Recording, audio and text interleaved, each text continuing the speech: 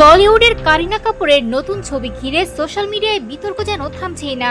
কেউ বলছেন বয়সকে হার মানানো সৌন্দর্য, আবার কেউ কটাক্ষ করে ডাকছেন দাদি। বলিউডের রূপালী পর্দার অন্যতম জনপ্রিয় ও স্টাইল আইকন কারিনা কাপুর খান বরাবরই নিজের অভিনয় ব্যক্তিত্ব এবং ফ্যাশন সেন্স দিয়ে ভক্তদের মুগ্ধ করে আসছেন। সিনেমার পাশাপাশি সামাজিক যোগাযোগ মাধ্যমেও তিনি বেশ সক্রিয়। ব্যক্তিগত জীবনের বিশেষ মুহূর্ত কিংবা নতুন স্টাইলের ঝলক নিয়মিতই ভাগ করে নেন ভক্তদের সঙ্গে।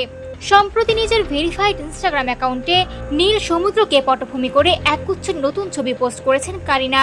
আর সেই ছবিগুলো প্রকাশের পরই শুরু হয়েছে ব্যাপক আলোচনা।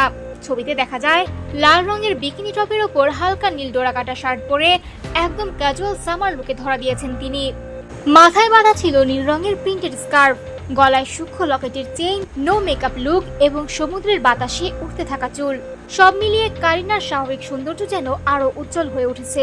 তবে সবচেয়ে বেশি নজর কেড়েছে তার মাথার সেই নীল স্কার্ফটি। মজার বিষয় হলো স্কার্ফটির প্রতি নিজের ভালো লাগার কথাও লুকাননি এই অভিনেত্রী।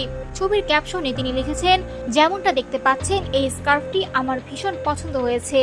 ছবি প্রকাশের পর মন্তব্যের ঘরে শুরু হয় মিশ্র প্রতিক্রিয়া। অসংখ্য ভক্ত কারিনাকে প্রশংসায় ভাসিয়ে দিয়েছেন। কেউ লিখেছেন বয়স আপনার কাছে শুধুই একটি সংখ্যা, আবার কেউ তার ফ্যাশন সেন্সকে বলেছেন অনবদ্য। তবে সব প্রতিক্রিয়াই যে ইতিবাচক ছিল তা নয়। কিছু নেটিজেন কটাক্ষ করে তাকে দাদি বলেও মন্তব্য করেছেন, যদিও এসব সমালোচনায় কোনো প্রতিক্রিয়া জানাননি কারিনা কাপুর।